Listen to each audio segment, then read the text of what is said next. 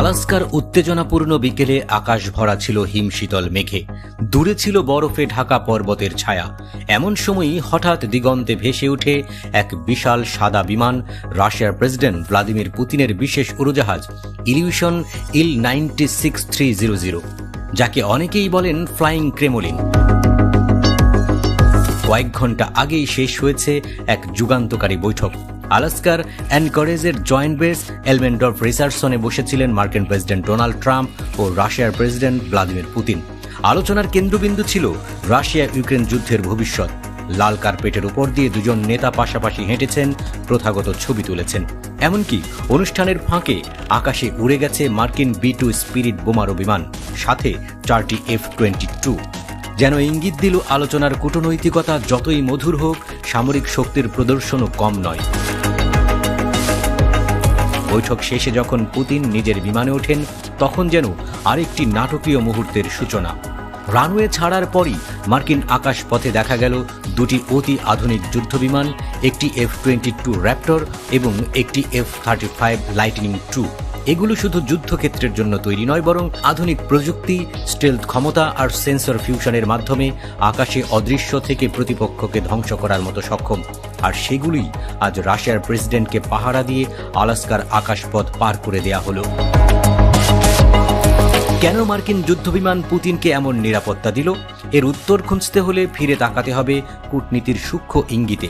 একদিকে রাশিয়া ও আমেরিকার সম্পর্ক দীর্ঘদিন ধরে উত্তেজনার, ইউক্রেন যুদ্ধ তার কেন্দ্রবিন্দু।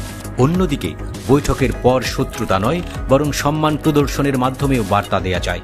পুতিনের বিমানের পাশে দুটি মার্কিন যুদ্ধবিমান আসলে দ্বৈত বার্তা বহন করছে: শত্রু হলেও তোমার নিরাপত্তা আমাদের আকাশে হুমকির মুখে পড়বে না।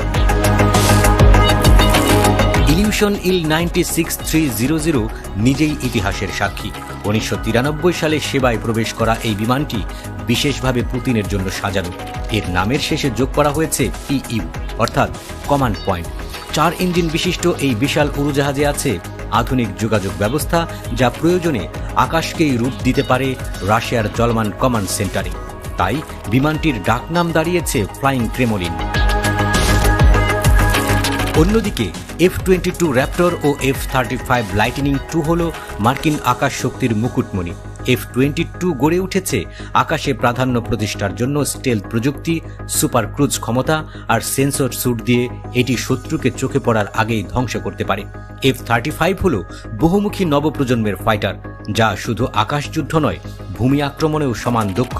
এর উন্নত সেন্সর ব্যবস্থা গোটা যুদ্ধক্ষেত্রের তথ্য একত্র করে পাইলটকে দেয় অভূতপূর্ব পরিস্থিতি সচেতনতা।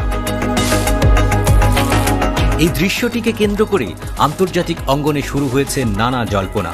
কেউ বলছেন এটি দুই পরাশক্তির মধ্যে সম্ভাব্য সমঝোতার ইঙ্গিত। কেউ আবার মনে করছেন আমেরিকা শুধু শালীনতা রক্ষা করেছে, কিন্তু বার্তাও দিয়েছে আমরা তোমাকে দেখছি। আলাস্কার ঠান্ডা আকাশে যখন 3টি উড়োজাহাজ সমান্তরালে উড়ে যাচ্ছিল, তখন তা যেন এক অনন্য দৃশ্যপট তৈরি করল।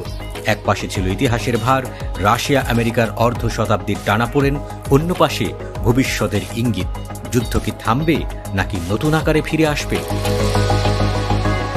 পুতিনের বিমান ধীরে ধীরে আলাস্কার সীমান্ত পেরিয়ে প্রশান্ত মহাসাগরের আকাশে মিলিয়ে গেল। 2 মার্কিন যুদ্ধবিমান সঙ্গ দিয়ে গেল শেষ মুহূর্ত পর্যন্ত। বিশ্বজুড়ে লাখো মানুষ ভিডিওতে দেখল সেই মুহূর্ত।